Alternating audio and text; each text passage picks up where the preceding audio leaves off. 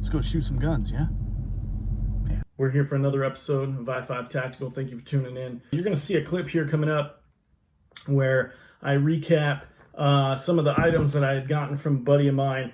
I went over to his house. He had let me know that he had some Curious and Relic firearms that he wanted to relieve himself from and give to me. I like a lot of the old stuff that has history, okay? So they would fall under Curious and Relic category. But any war-issued military weapons, sidearms that might have been carried by law enforcement, Texas Rangers, things of that nature. Even some firearms that were used back in the day when we still got around on horseback and things of that nature. So I'm going to roll that clip for you guys. You'll see a couple of the rifles that we're working with. So these have been passed down for quite a while. The revolver that you're going to see in the video that we're testing out, my favorite out of all three that we tested. So we had a single 6 Ruger 22 long rifle, okay? So it's a single actuation. You have to pull the hammer back all the way and fire once, and you do that again, fire again. The one that I love the most was the Smith & Wesson 38. It shot a chamber. It was chambered in a Smith & Wesson 38 round.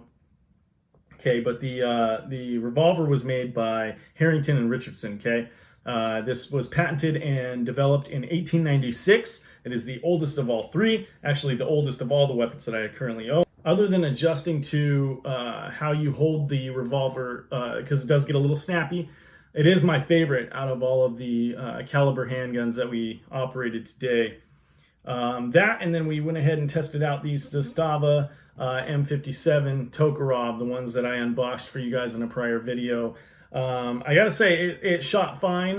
When I ran the second clip through, I noticed some issues with the trigger, but that's why I got two, right? To make sure that I could test it against the other and see if it was having the same issue. I think it's just a matter of cleaning it. They haven't been cleaned or oiled in quite some time. I did check them to make sure that they were fairly clean, and then operated the pistol at the range without doing any initial cleaning other than cleaning out the barrel. So it could just simply be something within the actuation system, the trigger system, the way that it was firing. The firing pin itself seemed like it was getting kind of gunky after a while. So we'll have to take a look at that and fix that. Other than that, I'm going to go ahead and play these clips for you guys. I hope you have a lovely day out here. It is nice and hot, 80-degree weather in Washington. I'm out in Waller at the time being, but we went out to Bullseye. Shout out to them for providing us with a range today. You guys are awesome. I love you. If you guys are military or prior military, go there. They provide a really good discount. I think it's a $5 charge is what we paid for a whole lane for the whole day. So go ahead and check them out. Great people, and I'll catch you guys later. All right, ladies and gentlemen, I wanted to go over something real quick with you guys. I just got back from my buddy's house that allowed me to commandeer some of those weapons that he had there. Most of them dated late 1800s, some of them early 1900s.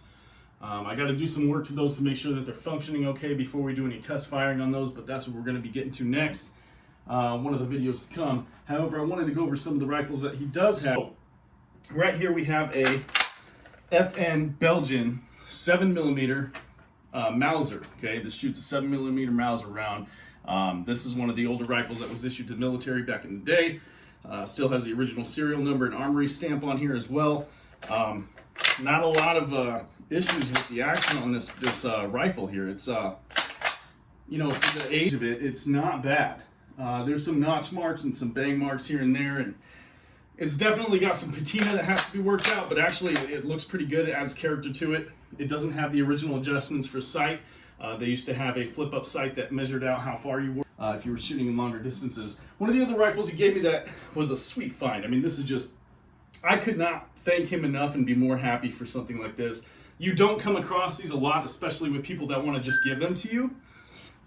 But he knows that I collect a lot of weapons. He knows that I'm an avid gun collector and that I love anything that's 50 years or older, Curious and Relic style weapons.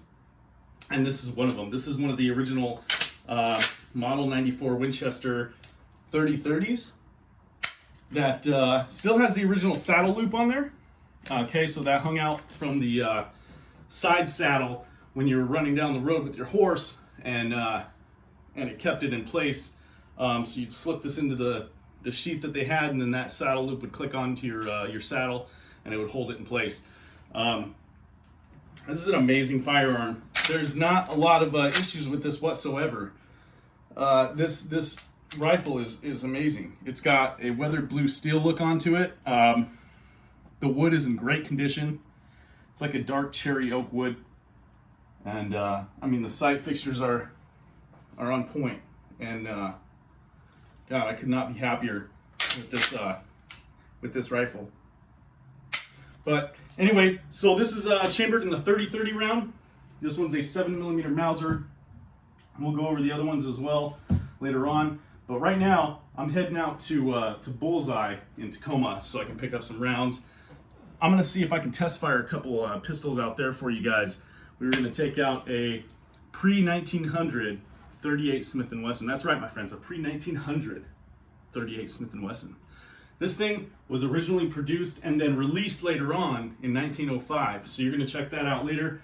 Then I also have the tokarevs, okay? I haven't gotten to shoot those yet. I wanted to get out to a pit so we could do some explosive target practicing. That's still coming up, so stay tuned. But we're going to head out there and see if we can do some target practicing and then film that inside there if they allow cameras inside the building. And we'll test the tokarev out, we'll test the 38 Smith & Wesson, and then I have an old 22 single action 6-shooter that we're going to test out too. So we're going to test that one out and see how it goes, and then I'm going to bring you guys along with. So let's go check it out. All right, ladies and gentlemen, I'm sitting here editing the video for you guys, and I'm noticing that when the ranges near me started shooting, you can't even hear me talk. So I'm not able to explain what I was doing there. Even the outro, when I'm starting to wrap up things, is kind of weak, and I don't want to provide you guys with that kind of cringy content to where you can't even understand what I'm saying. So I'm just going to recap now. I talked about the different handguns and calibers we were firing. I started with the M57, the tokarev, and then I went to the 22 long rifle, the single 6, and then we finished with the 38, which was by far my favorite. So I'm going to go ahead and add these clips in, and then I'll allow you guys to check them out. And hopefully when we get out to the pit that I have planned to go shoot at, we'll be able to do some more interactive stuff so you guys can actually hear what I'm talking about. So I apologize.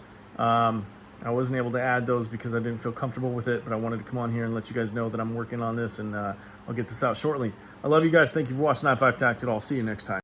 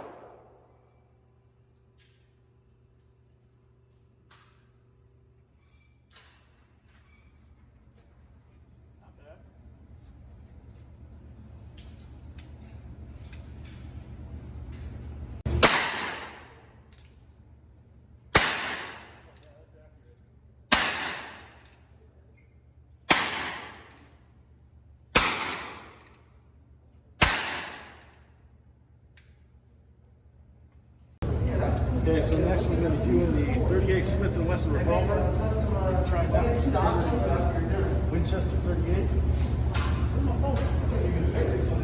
So are you using a red dot? You don't use a red dot. Let's hope it doesn't blow up in my hand.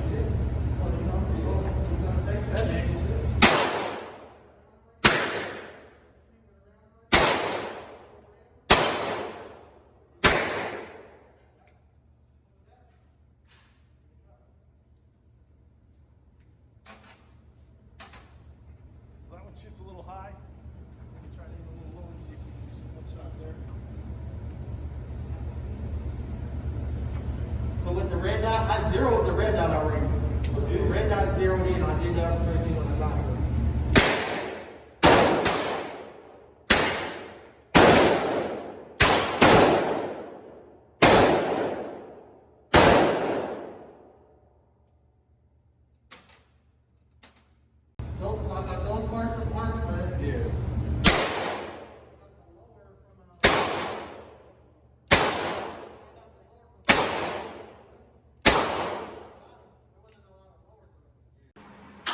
All right, so I'm going to go ahead and wrap up this video right now for you guys. Thank you so much for watching. I really appreciate each and every one of you. Please stay tuned. There's more awesome content coming up. I promise you guys, you will just be succulent content coming up. You will just love it. You'll love it, okay? Stay tuned.